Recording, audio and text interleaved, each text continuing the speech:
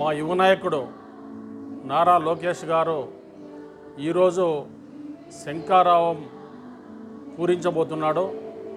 ఆ సందర్భంగా అనంతపురం నియోజకవర్గ తెలుగుదేశం పార్టీ కార్యకర్తలు, నాయకులు అందరూ ప్రభాకర్ చౌదరి గారి ఆధ్వర్యంలో ఈరోజు ఇక్కడ చర్చికి రావడం, ఇక్కడ ప్రార్థనలు చేయడం కూడా జరిగింది. ఈ శంఖారావం ఎన్నికల శంఖారావం అని చెప్తున్నాం.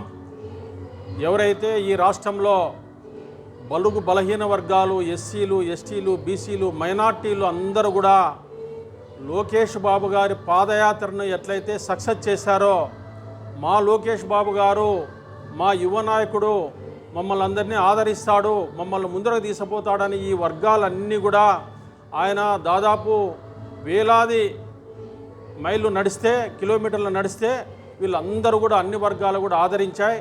ఇప్పుడు కూడా జరగబోతున్న శంఖారావంలో కూడా ఈ వర్గాలన్నీ కూడా ఆదరించి ఆ శంఖారావాన్ని జయప్రదం చేయాలా, ఈ జగన్మోహన్ రెడ్డి గారిని గద్దె దించాలా, మళ్ళా చంద్రబాబు నాయుడు గారిని ముఖ్యమంత్రి చేసుకోవాలని చెప్పేసి ప్రతి ఒక్కరూ ముందుకు రావాలని చెప్పేసి మేము కూడా అనంతపురం నియోజకవర్గంలో శంఖారావంకు మద్దతుగా తెలుగుదేశం పార్టీ నాయకులు, శ్రేణులు అందరం కూడా ఇక్కడ కూడా మేము ఒక ప్రణాళికాబద్ధంగా ముందుకు పోతామని చెప్పేసి ఈ సందర్భం కూడా తెలియజేస్తున్నాం.